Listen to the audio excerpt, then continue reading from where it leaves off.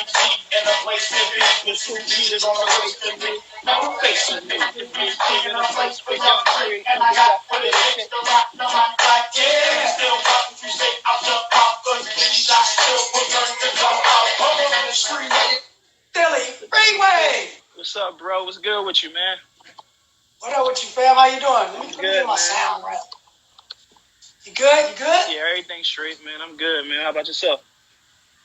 I'm good, man. I appreciate you taking the time and hanging out with you guys. Anytime, man. You know I'm a fan, bro, so it's an honor and a pleasure, bro, for sure.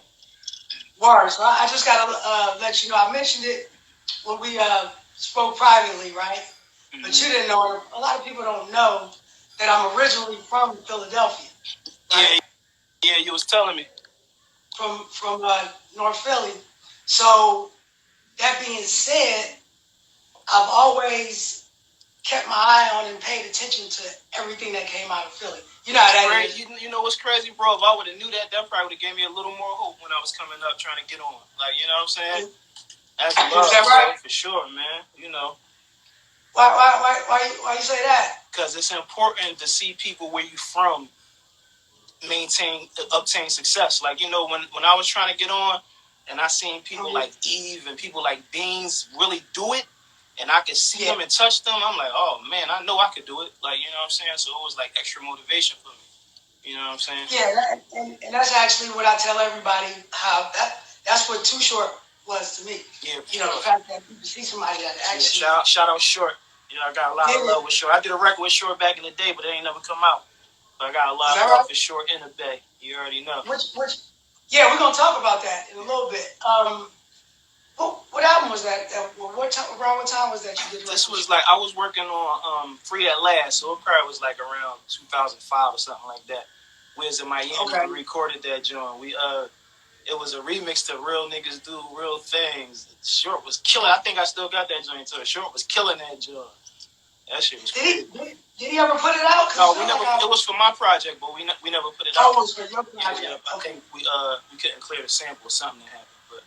But y'all ran it back. Well, you kind of make me feel bad because you know back in the day when I was coming up, you know my cousins were always like, "Man, why you don't shout out Philly? Tell them where you really from." Mm-hmm. And I'd be like, "Man, I always felt like it would have been a disrespect to Philly for me to claim it like that because I really did grow up in the Bay Area. You know, I would just spend my summers back east. Yeah, I feel you. Yeah, it's all love though, bro. You know, like Corrupt, he from Philly, and you know he claimed the West, and we had a lot of love for Rupp. I used to when I was trying to come up back in the day, I used to my man K Vaughn had a relationship with Corrupt, so he used to put me on the phone with him, and you know what I mean, that used to give me a lot of motivation. And I did a couple records with Corrupt too, so you know it's all love. What's amazing about that, when I actually had the conversation, and I got a chance to meet Corrupt's mom before she passed, right? Mm-hmm. And through conversation, I found out that Corrupt's mom and my mom actually went to the same high school. Wow, that's crazy, man. Like that's amazing, man. A lot of ghosts come from these parts, man. You know.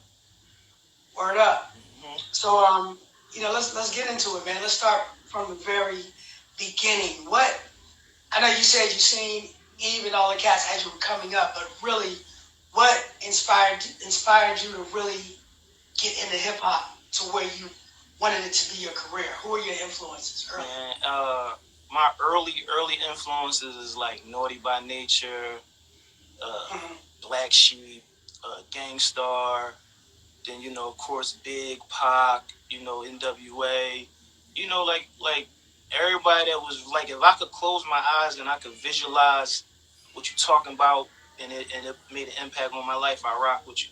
And I like artists, you know, that bring something different to the table with like different flows and different techniques, you know what I'm saying? So that, you know, and being from Philly, just coming up when I was a young boy, I was around a lot of dope artists. Like a lot of them might not have made it to the mainstream, but coming up, I was around a lot of dope niggas. And I think that has a lot to do with the artist that I am today because I took a little bit of everything from everybody that I was around, you know what I'm saying? Word. And from listening to you and just from me knowing, I'm probably about maybe 10 years older than you. So, you know, my history goes back a little further. But tell me about what you know about like some of the pioneers from Philly, like say the Tough Crew and. Of course, it's North, so this is always love for Tough Crew. They did their thing, Of course, we got Schoolie D. Schoolie D is a legend from Philly. He like the first gangster rapper. You know what I'm saying? So we always had love for Schoolie. Um, Steady Big Cool C. They was doing their thing before they ran into issues with the law. We got man, Will Smith, of course. Will Smith was one of the pioneers for the city. Of course, we got the legendary Roots crew, and Black Thor was one of the most impeccable MCs ever.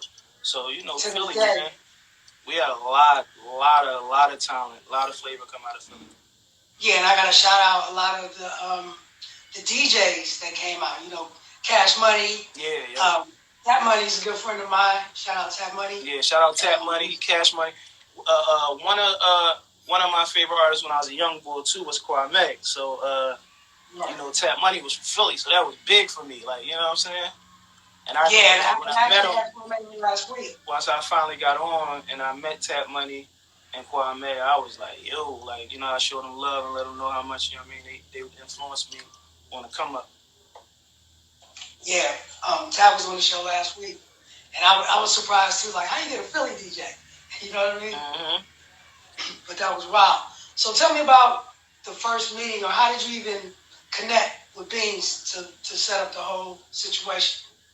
Well, it's this club in Philly called Dances. It's not, it doesn't exist no more. But when we was young boys, it was like a legendary club for the youngins. We used to go there. It was like a lot of legendary stuff that happened in there. It was an artist named Ram Squad. I forgot to shout them out too. Ram Squad. Ram Squad. Philly Task Force did their thing in Philly on the come up. It was a lot of people. Miss J, Bahamadia. We had a lot of artists that made an impact. But yeah, we was in a club and Dances, and Mac was on stage, and there was a couple dudes like trying to double team him in the battle. So I was in the crowd like, yo, pull me up. So he thought I was trying to battle him too. So he pulled me up. And I started coming at the boys that was coming at him. So he like, oh, so, we got a report from there. And, you know what I'm saying? I'm from North, so we used to go down South Philly, pull up on his block. We'd be out there rapping for hours. They come down North. And we gained a report from there. And, once he was situated and they was looking for artists, he pulled me in. So from that day, or just from the camaraderie that you guys built, he was like, if I ever get a chance, you're going to be the first guy I'm going to pull, right? Yeah, for sure. Yeah, and it was all love, man. And we had a lot of people, like, on the street level, we had some folks that was connected, you know what I'm saying? So it just was like a perfect marriage. Like, everything just went together, like, you know what I'm saying? And it was a good time. It was a blessed time, man. Yeah, I was going to say, could you, like, paint that picture of what it was like? It's like, it was money in the streets. It was money, man. Listen, it was money in the streets. Back and forth to Vegas. I spit for Jay in Vegas probably like a year or two before I spit for him to get signed. And we was just in Vegas. We was at a Tyson fight. It was Mike Tyson versus Bofa. And, my old heads was heavy. So we was like in the back with Leo Cohen's, with Jay, with Dame. And Dame was like, he was running around like, yeah, Jay-Z 2 million sold. Like, he was promoting Jay heavy. So we was in the back, and I pulled Jay to the side, like, yo, can I spit for you? So I spit something for him. He was like, yeah, it was hot. But, nothing came out of it. And then, later on, I wound up spitting for him on a different page, at a different scene. And, it was dope. And, when I spit for him that time, he ran out the room. Like, he was like, yo, this kid is crazy. And I remember asking him later on, like, yo, you remember I rapped for you in Vegas? He's like, no, I don't remember that. He just sold 2 million. Like, he probably wasn't thinking about nobody rapping. Now that, I see how it is to be in the industry and to put albums out, and, I know he just got finished selling 2 million records. He wasn't thinking about nobody rapping for him, but he took time to listen though. Okay. And what was the conversation? What was the plan? Like when you guys put together that album, Rock La Familia? The Dynasty? Yeah, the Dynasty record. Just tell me how y'all put that together. Well, I basically was just around. I wasn't even signed at the time. I was a studio rat. I was always in the studio.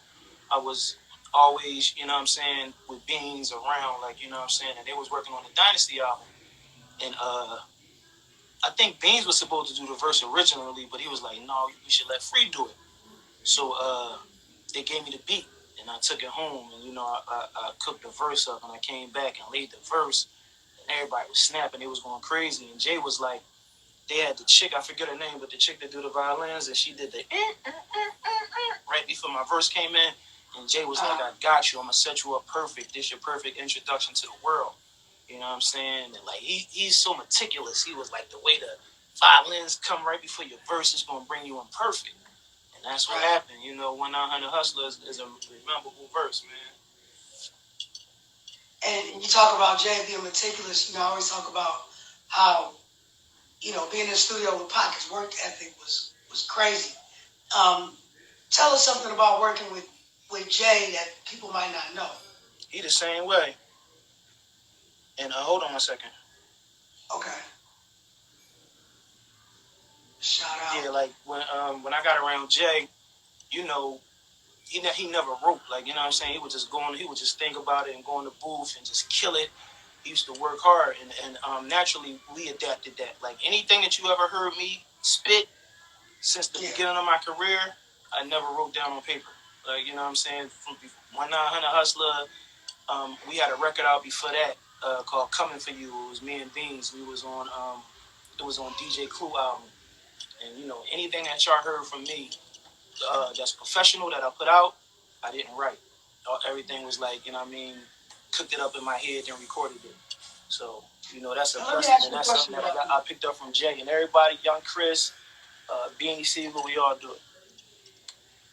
Okay, I have a question about that. Mm-hmm. It's dope, but what would happen, you know, this is just hypothetical, I just thought of it. You know, if there's an issue with writing, and somebody's like, yo, you didn't write that, I wrote that.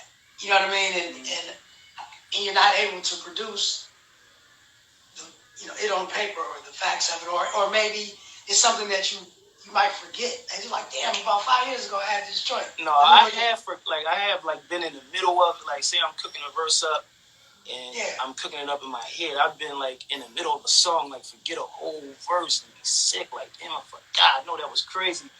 And if I can't get it back, I'll just come up with something else. But as far as somebody saying that they wrote what I wrote, I mean, alhamdulillah, thank God I never had that issue, because I mean, I don't know. Like, I'll probably just let them have it and write something else.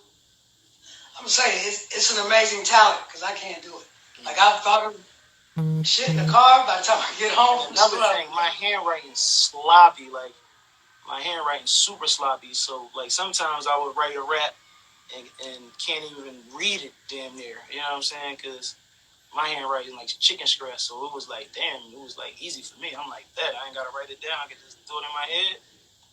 Right. But see, that's what's so dope about chicken scratch, because I write the same way. Mm-hmm. And, you know, Tati, my wife, she always says, how can you read that? I'm like, I'm not reading it. It's just, it's triggers, right? Yeah. So nobody can look at it and steal my shit, but I just know, I know what it says. Yeah. Even though I don't even write the full words to it. You know what I mean? Mm-hmm. So, it's kind of dope. Now, another person who writes the same way or formulates the same way is Lil Wayne. You were actually signed to Cash Money for a minute, right? Yeah, I wasn't signed to Cash Money. We was in talks about me signing to Cash Money. I was working on a project with Jake One called the Stimulus Package. And, you know, I had bumped into Baby in a Louis store out Miami. And we exchanged numbers, and, you know, I started going to the studio, rocking with him. He actually jumped on that album for me. And, you know, we was in talks with me signing them, but we never made it happen, you know what I'm saying? But I still got a good relationship with Baby and a great relationship with Wayne. The last album that I just dropped is called Think Free. If y'all don't got it, it's available on all streaming platforms, wherever you can get music. Lil Wayne is on that joint. He on a record called Blood Pressure, produced by people, my brothers from Philly, Scolito and S. Frank. And that joint fire. Like, if y'all ain't hear it, y'all need to check it out. And, you know, I always admire Wayne. I remember I was working with Khaled, and I had did a record. It was me and Pusha T. It was for one of Khaled's projects. And I was at Khaled crib recording, and they was just sitting there talking about Wayne. Khaled was like, Wayne, to just come in the studio, he'd just go in the booth and lean on the wall and just start going crazy off the top of his head and just start spitting. And like, I used to hear a lot of, like, I had a couple people that used to be around him, so I used to hear like a lot of stories about how dope he was in the process of him recording. And I always had like a lot of respect for him as an MC. He's definitely one of my favorite artists. Yeah, Wayne is dope. I got like 4 or 5 records with him, which is a blessing, man. You know what I'm saying? I reach out to him, ask him to get on something. He knock it out, send it right back. Right away. So I got a question about, you said you stayed at Khaled's crib. What actually does Khaled do that sets him apart? Does he actually make the beats, or does he, like, I just hear him screaming on the records? What is... I mean, Khaled is a talent that's unmatched. Khaled is a DJ. Like, he used to be on the radio out Miami. He used to DJ for different people and everything. And, he just found a lane and did what he do at a high level. You know how DJs will put together an album, like, shout out my bro DJ Drama. He has several albums that he put together where he might not have produced the beats, but he orchestrated the album as far as getting the artists on the beats and putting everything together and putting it out and making sure it sounds good for the people. You know what I'm saying? Which is a talent in itself. So you're saying that's his actual talent, is putting the right people together. Yeah. And then he oversees it and be like, nah, take that out. Or yeah, do more of that. Yeah, as far as I know, like he's just good at meshing the perfect things together and making it sound right. You know what I'm saying? Like, he really go hard and he work hard at what he do. Okay, because I was always curious about what Khaled actually did. Yeah, I know people like, yo, what'd he do? Like, I swear to God. Yeah, everybody looking like, that's a good question. Yeah, and he a good dude, and like, I've been around for a minute, so I remember when Khaled, ever since I knew him, he had a Bentley. Like, you know what I'm saying? He always was grinding. I remember when he used to work on a radio station, he used to run around DJ all the clubs in Miami. Like, you know what I'm saying? He really put a lot of work in to get where he at right now, consistently. So would you say that one of his other talents is probably just that he's great at building relationships and networking and putting... Yeah, most definitely. He could probably give a master class on that. Sure. Oh, man, I'll take it. I'll sign up for that thing. Yes, sir. All right, so tell me a little bit about State Property. Right? State Property, in the beginning, it was Black Friday. Shout out to my old head, Roy Roller. Rest in peace, he passed away. And shout out to my old head, Sadiq, Mark Sherm Byers, Troy Carter.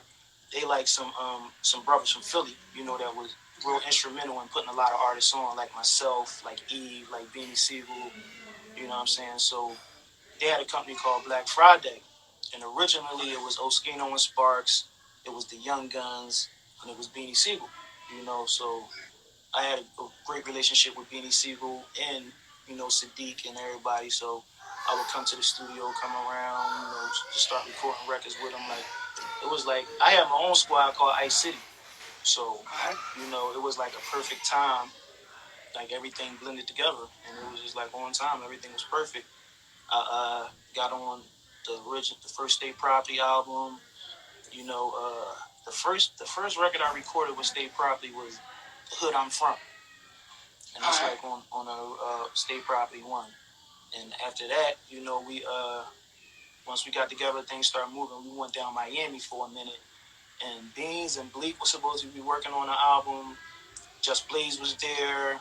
A couple other producers was there. They like got us condos and we was renting a circle house every day recording. And when niggas, we in Miami, so niggas like, I'm going to the beach, I'm doing this, I'm doing that. I'm like, I'm in the stew. So I developed a relationship with Just Blaze, and I was like, yo, Just, I know y'all working on Beans and Bleak album, but I need a beat. Like, I need a track. Give me something.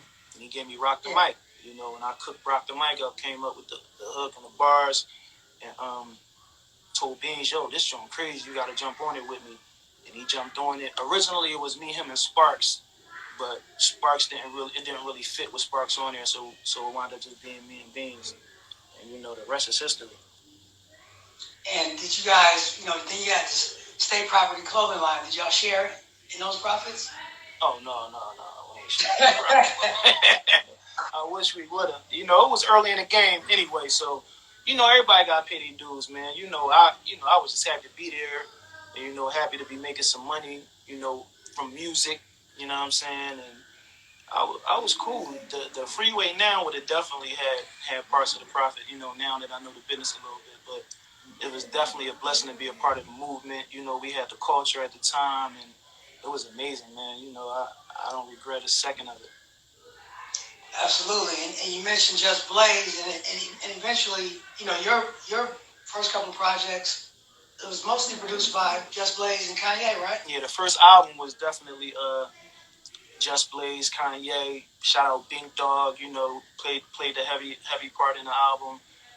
Shout out Hip Hop, Guru. Like they all played a heavy part of the album. Like Just really helped me set the tone for the album. Like being as though we gained a relationship when we was in Miami. When we got back, he just was cooking joints for me. He like, yo, I got this. See what you could do with this. See what you could do with this. And I was in the zone. I was murdering them joints. And like, I got a lot of love for Just. He did a lot for me. Like, he put me on a record with Faith, the Burning Up record. Um, he got me with Mariah for the record with me and Mariah. That's on my album with Jay, and it's also on Mariah's album. He did What We Do. He did Free. He played a big part in my career, man. Shout out to Just. Shout out to Bink too. Shout out to Ye West. Yeah, that What We Do was slapper too. For sure. To this day. Bang on that. Real quick, just give us an idea of what the difference between what Ye was like in the studio back then and the Ye we see now, if it's any different. I mean, Ye always been passionate. Like he always been passionate about what he do. He always believed in himself. Like what I'm saying. Like he didn't care what nobody said. He always was fly. He always would come around with the low on. Like what I'm saying. And he always had a real good fashion sense. And he just he I mean with success and as people mature, I'm pretty sure there's some differences between him and now, but the thing that I see that's the same is his drive, his confidence. He knew he was gonna blow, no matter what nobody said. It was a point in time they like, man, just give us some beats. Like, there wasn't nobody really trying to hear him rap. Like, what I'm saying? He was on my first album. He did a couple. He was like on the hook with me. You know what I'm saying? And it's a beat that he produced, and we had a great relationship. I was on his first album, on a record with me, him, and Most Def, and he used to like bring me out to big shows like Super Bowl shows and stuff like that. You know what I'm saying? He always supported me, and there's always been all love with Ye. That's what's up. And I'm super proud of him because he pushed for what he wanted, and I just heard that he's a billionaire now. So that's love, man. That's super dope. I was gonna say I have an opinion that you may totally disagree. And you know better than me, but sometimes from afar, sometimes I think, regardless of how successful we are, sometimes people, whether it's emotionally or mentally, could use a little help. But because they're successful at business, we seem to think we overlook it and say that it's okay because it's making money. Do you agree with me in any way? I mean, I don't be around him as much as I did back in the day, so I can't speak on how he is now on a day to day and as a person. But like what you're saying is a fact, and you don't not only with people that's famous and people that's making money, like it's people that have mental health issues and their family would ignore it. You know what I'm saying? And Right. people in the streets would ignore it. Like, and it's really dangerous for those type of people. Like, if people really do have mental issues, they really should try to get help because the people that ignore it might have love for you, but it might be somebody that don't got love for you. And you go off the deep end on the wrong person, and it could be tragic. You know what I'm saying? So, you know, people that have mental health issues, the best thing for them is to get help and to try to seek that help. And I'm not saying that's Kanye. You know what I'm saying? Obviously, he's doing something right because he's successful. He got the woman that he wants. He's living his life. Um, he's becoming more religious. Whatever his religion is, whatever religion he chose, he's becoming more religious. and that's good. That's a sign that shows that he's reaching out for God, reaching out to God, and if anybody can help us with whatever we're going through, it's God. You know what I'm saying? So if a person is a person is seeking God, that means they're going towards the right steps. They're making the right steps to go towards the right places. That's what's up. And you studied the Muslim faith, right? Shout out my bro Jim Gates. Yeah, for sure. Yeah, I've been Muslim since I was And 13, obviously, 14.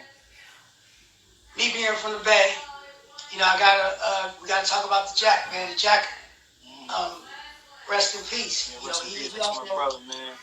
Muslim. Tell me how that uh, union happened. How did you look I up was the in the Jack? Bay. I forget what year it was, but I was in the Bay. We was on tour.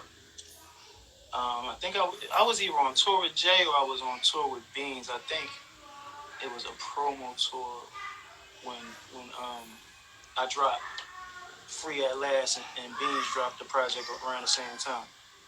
So Jack reached out.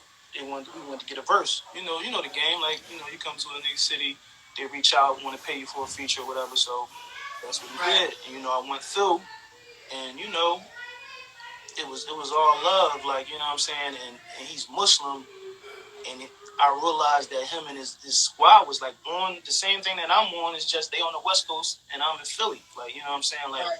We had a lot of similarities. We had a lot of the same struggles. Like what I'm saying, and we just built a rapport from there. And we always talked about doing a project together. And by the grace of God, we got to do it before he passed away. We got a project together called Highway Robbery.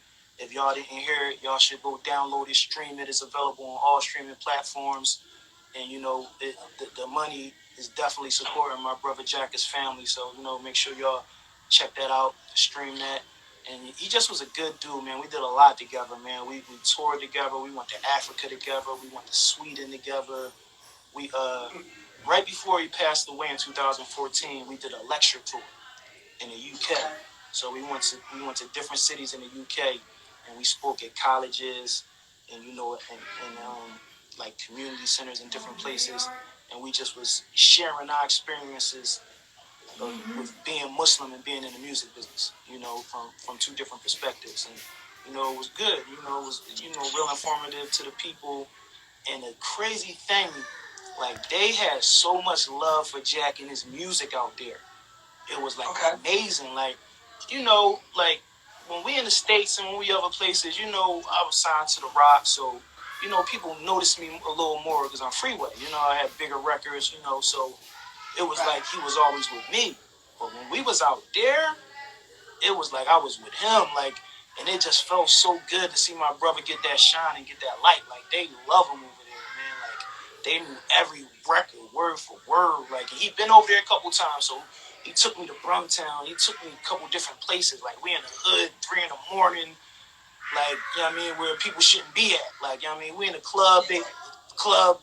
They had to close the club down. I think somebody got hit in the club. Then we shot a video like outside the club. There's 1,000 people out there. Like it was a great experience for me, man. You know what I'm saying? And he was a good brother, man. And I pray that Allah makes it great spacious, and I pray Allah grant him the highest level of Jannah, man, because he definitely was a good dude with a good soul. He would give a person the shirt off his back, for real, like. And I'm not just saying that because he passed away and we on here bigging him up. That's really who he was. Like the brother had a great heart. Like what I'm saying. When he passed away, it affected me.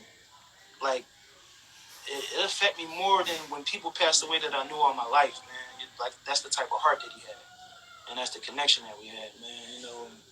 Is really a void in hip hop without him. And I feel as though if he was still alive, like right now, the way things are and the way that, like people are open to different music and everybody getting to do their thing, I believe that he would like really be on top of the game right now, man. And at what point did you realize, or did you know how big he was and how much he meant to the Bay Area? Man, I knew that just being in the Bay with him, like he, man, Jack, they love Jack in the Bay, man. We would go to shows, and I'm like, I would just say like what I was saying earlier when it was like he was with me. This like more like on the East Coast and like places like Sweden and places like that. But like that whole West Coast, Like, well, I'll go do a show with Jack, and they wouldn't even care that I'm there. Like, Jack had it on Smash. Shout out to My Figures. They had that on. They had it on Smash all out there out the West. Everywhere we went, man.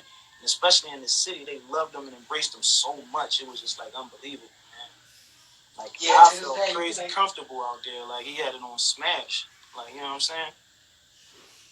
Yeah, Jack was that guy. Sure. He was so dope. Like he just was like the thing without writing. Like when we first started, he used to always be on his phone writing his rhymes in his phone and all that. But you know, he started seeing me do that. He like, yo, Free, I'm about to start that. So like the last year or two, he was on it and he mastered it. I mean, he was getting so dope, and like the Jack used to like listen to different genres of music, and he would like get flows from different. Like he would let me hear things that I never even heard before. We'd be there sitting on YouTube. He'd be pulling up so much different stuff. He used to download so much information in his brain, and I think that's one of the reasons why he was so dope. Like he's amazing, amazing artist, amazing person, man. Like really miss my bro, yeah. That's dope. Information is everything, and that boy had a lot of information. He used to download a lot of information. Yeah, and I'm glad you shared that because a lot of people don't.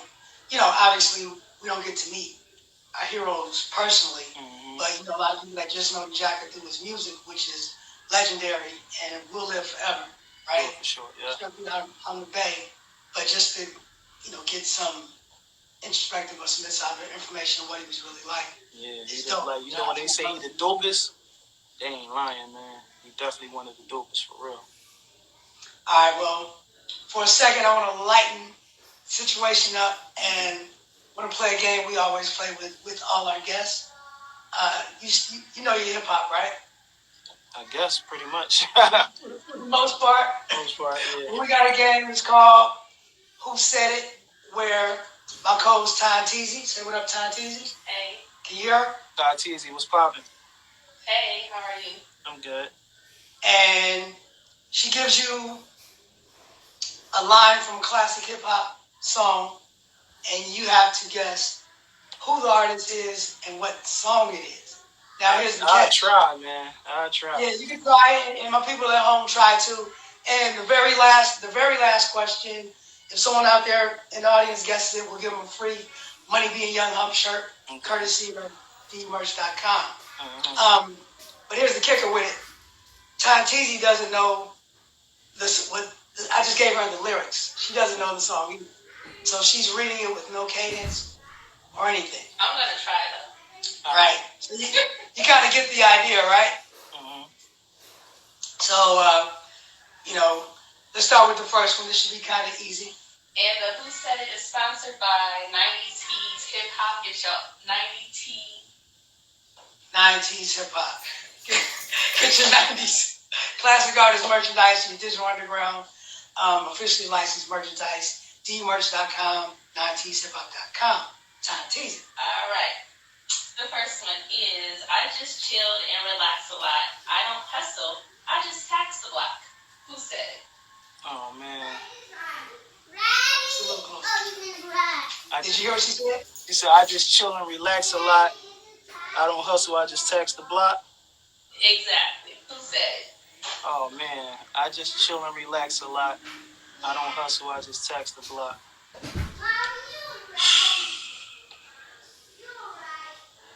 Who said it, man? You said who said it? Somebody got it. Somebody got it? Here we go. This is Who Said It. That was the easy one. Here we go. Oh, that was the easy one? I know who said it. Yeah. I was about to say that, bro. I was about to say it. I don't hustle, I just have the block. Shit, I don't do much. I just roll out and play with cheese and make it back and so they do shit. Y'all don't do much. You're supposed to know that one. Yeah, man. They said it in the room. Yeah, the room said it. Okay. Oh, and also I forgot to mention this is the Philly edition, so this is all hip hop from Philly. Okay. To keep it easy. Here's number 2. I don't do much. Right. While on the microphone, I was flowing fresh rhymes. I was showing the people. Said, yo, keep going. What? Who said it? Say it again.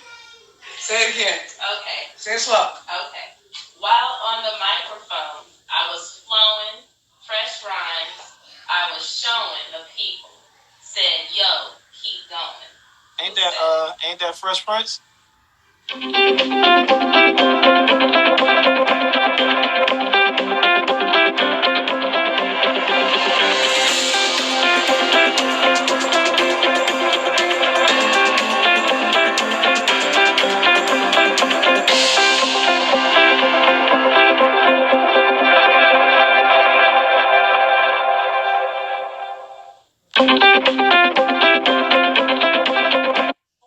Landscaping, mentally shaping. Get this, just don't miss what I'm saying. Landscaping. Who that? EST? The Ag Nicholas one. Shout out EST too. He on the Think Free album too. He produced a record, him and Biz, and he on a hook on the record too.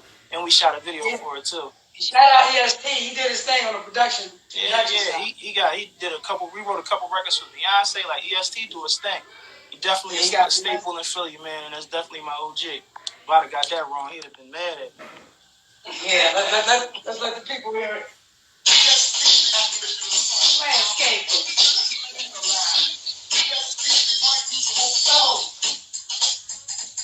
Landscaping.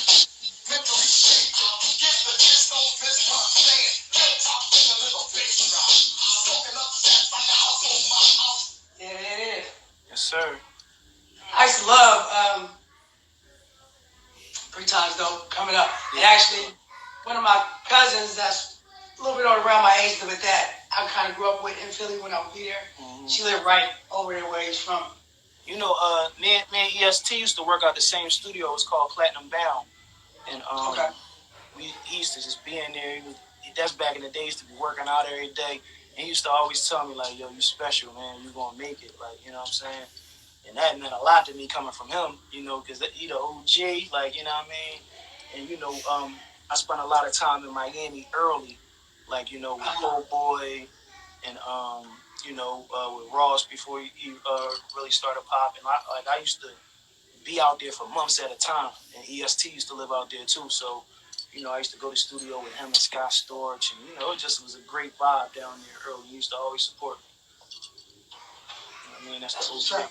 So we got one more, and this is for the people. This is for the audience, and this is for your chance to win a free Money Being Young Hub T-shirt, courtesy of dmerch.com. Remember, Philly Hip Hop. Who said it? Edition. So, Freeway, if you know it, hold it for a second and see if the audience can get it. Last one. Yeah, who said it is sponsored by? I just said it. Sponsored by DMerch, 90shiphop.com. Okay. I swear RNF tears. Things like that we break in your team up like a salary cap. Who said it? Say it one more time. I swear RNF tears. Things like that we break in your team up like a salary cap. Who said it? That's for the audience. That's for the audience. You know that one? I don't even know. Oh, yeah, I know. Yeah. Mm-hmm. Say it one more time. LP, my man, Tracy Lee. Mm-hmm. There it is. Come on, Brian. You fuck it up. Hold on. We get down by Tracy Lee. Yeah, shout out Tracy Lee. I swear, things like that. You breaking your team up like a salary cap, and it don't stop. Feel like getting cream like Shaq. 17 mil annual. That Mount Airy Grove. Yeah. He a lawyer now too, man. You know. You lying? Yeah, for sure. Yeah, he do his thing, man. And you know, he had a record with Big, so we used to be like, yo, that's crazy. Like, he got a record with Big, like, you know what I mean? That was the shit back in the day. What law? John Jeezy said, what type of law does he practice? Do you know? Entertainment. Oh, good. Wow. Yeah. So we went right to it. Mm-hmm. Somebody said the jacking like pop. That's how we treat them in the town. Yeah, sure. Shout out my boy RJ Payne. You know, he just put a project out called If Cocaine Could Talk 6. And, you know, he do his thing in the city, and Trey Lee, his lawyer. Word. And shout out my man Del P who just won the And I'm on his t-shirt. project that he just put out too. If Cocaine Could Talk 6, I got a journal on that with him too. So check that out. RJ Payne. Yeah, I was gonna say, if you get a chance. Say it one more time. His website is IamRJPayne.com. And that's the same thing as his Instagram name is IamRJPayne. Nice. Dope man, Del artist P from Philly. just want to join. You know, he out of Philly, so look out for him. He got fired too. That's what's up. What's his name? Del P. Oh yeah, I know Del P. That's my bro. Yeah, for sure. Yeah. I'm actually on his album. He got a new album out, and I actually did a joint with him. That's what's up. You know we got to get one in for sure, bro. Hey, right here, we're definitely gonna connect. Yes, sir. So let's move to something a little more serious. Mm-hmm. Is that around 2:15 you had a kidney failure, right? Yeah.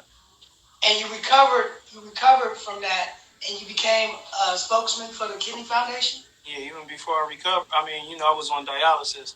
I was diagnosed with kidney failure September 15th, 2015. And the next day, they cut my chest open, they put a permacath in my chest, and I started doing dialysis. I was doing dialysis 3 times a week, 4 hours a day from that day all the way to February 4th of 2019, when by the grace of God, I received a kidney transplant at Johns Hopkins Hospital. So now I'm on the other side of it right now. I'm just trying my best to maintain a healthy lifestyle and keep this kidney healthy. And what's some of the major changes that you had to make in your lifestyle after that happened? Definitely what I put into my body. I had to exercise more. Just basically be more cautious about my health. Make sure I keep up with my routine physicals. And that's something that I suggest to everybody in the world. Like, you gotta see the doctor at least once a year and get your blood work done, because your blood work is the only thing that can tell you what's going on with your body. Like, you know what I'm saying? When I went in after I got the blood work done, the doctor called me and told me you need to get to the hospital because your levels is crazy. So me being Muslim, first thing I did was go to the masjid. I prayed, I asked God to help me deal with it. Then I went to the hospital, and my doctor, Dr. Freeman, was my nephrologist there. And he told me he can't believe I walked in there. He been doing nephrology for 30 years, and he said my levels was the highest that he's ever seen. They was calling me the lucky star, so it was like, if you'd have waited like another week or two, you might not have made it. You know what I'm saying? So that's how serious it is, and that's how important it is for you to get your blood checked at least once a year. You know what I'm saying? Because if I would have been like, man, I'm just going to tough it out and didn't go, I probably wouldn't be talking to you right now, bro. Yeah, it's crazy. My guy, a lot of people know DJ Big D, Impossible, who was Tupac's first DJ and produced a lot of his first couple of albums, I should say. Yeah, shout out, bro. He actually, he had to get a new kidney, and he was on the waiting list for years and years in dialysis. He finally got a new kidney, and it was doing well, and then a few years later, that kidney failed, and he's no longer here with us, but I've definitely seen up close what that looks like. Yeah, it can happen, man. Like, it's not guaranteed to last. Like, it can fail, and you can get put back on the list, and hopefully you could get another kidney. But I've seen people be on the list for 10, 12 years. Like, the list is serious, and there's a lot of Americans that's waiting for kidney transplants, man. And the best thing, if you had kidney failure, the best thing for you is to get a transplant, because it could double your life expectancy. Living on dialysis is rough because it's a constant strain. Like, when you on a dialysis machine, you have 2 needles hooked to your arm. One of them is called the venous, and one of them is called the arterial. And one of the needles pumps the blood out of your body. It puts the blood into the machine. The machine cleans the blood, and then the other needle pumps the blood back into your body. So it's a constant strain, so, and all that, puts a wear and tear on your body, a wear and tear on your heart, so you can live on dialysis for many years if you, as long as you're doing the right thing and you listen to your doctors and you eat right. But the best thing for you is to get a kidney transplant. Right, and I want to segue into, what we're dealing with now with the whole COVID-19 pandemic. As we know, Scarface contracted it. And Yeah, what I shout out to understand, my brother Scarface. I need everybody out there to make prayer for him. right. For the Muslims out there, he is Muslim, so y'all can pray for him, make dua for him. He had kidney failure due to coronavirus, and believe me, it's not easy for anyone, man. So send a prayer out for the brother. Hopefully he pulls through, and gets everything together, man. Were you actually able to reach out and give him any words or tell him what he can expect? Bun B had hit me and told me that he wanted to talk to me. I hit him. The number that I had for him wasn't the same, but Bun B said he's gonna give him my number and tell him to reach out to me. So hopefully I hear from him soon. Yeah, I got a lot of love for Face, man. Like he was on my album Free at Last, and I actually flew to Houston for him to do the record with me, man. And we was in the studio. He was like, "Yo, just take a ride with me." So I took a ride with him. He took me to his hood, took me to the projects. Then we went to a club where people were playing live instruments. This man went on stage. He took the sticks from the drummer, played the drums. He took the guitar from the guitarist, played the guitar. He told the pianist to move out the way. He played every instrument up there. I'm like, yo, this brother is amazing. Like, very talented brother, sincere brother, man. Got a lot of love for him, man. And he embraced me, took me through his city, took me to his hood, and showed me the utmost respect and love, man. I got a lot of love for him. Yeah, and I actually got a chance to do a tour with Scarface 2016. That's what's up. And it was I've known him years, since around 1990 when we first were doing shows together. Mm-hmm. But just to see him in the middle of his show, just pick up a guitar and do like a 10-minute guitar solo. Yeah. And he'd be killing that shit. You know what I mean? Yeah, and a lot of people don't know Scarface freestyle game is on point. And he definitely like one of the dopest. When I was a young boy, my man Malik, I used to mess with his sister as my Muslim brother, and his other sister had this boyfriend, and he was like a die-hard Scarface fan. He thought Scarface was better than everybody, so he used to be in a room just banging Scarface all day, every day. Like that's all he used to listen to. He put me on Face. I was like, damn, Face is real talented, and he's like a visual art. Like you can visualize everything that he say in your head when he say it, man. And I feel like those were some of the best artists, people that can do that. And as both of us knowing what Face is going through, and you just having to go through it as well, and I like for our audience to hear from the actual artist's mouth, telling people how important it is to take this pandemic seriously and to really keep yourself safe, until we figure this thing out. It's very important to take care of yourself and to take the proper precautions, man, because you don't want to catch coronavirus, man. It's killing people. Some people are fighting through it, but a lot of people losing their life dealing with this pandemic, and it's not a joke. Like, I still, like, here where I live at, I still see people. I ride to the city and go to the hood, and people is out there like ain't nothing going on. Like, they out there playing basketball on the corner, trapping. Like, people out there like ain't nothing going on. And it's real serious, man. People are dying from this. And, like, people like me, I had a kidney transplant, and I take immunosuppressant pills. So when you have a kidney transplant, it's a foreign organ that's in your body. So naturally, your body will try to fight it off, just like anything else. Like if you have like an infection or anything, your body will try to fight it. So I have to take immunosuppressant pills to keep my immune system low enough, whereas though my body won't fight off the kidney. You know what I'm saying? So my immune system is naturally lower than the normal person. So I have to be extra cautious. And anyone that has that received a transplant is in the same position. So it's extremely serious for us. And it's affecting older people. Like a lot of younger people want to run around, go outside and hang out, and then you'll come home and you might have older grandparents or parents, and you don't want to bring them nothing home that could take them out of here, man. So please, everybody out there, be cautious. It's very serious. I know y'all on the south side. I know y'all want to go hang out, but if you don't have a life, it's no outside. It's inside the grave, 24/7.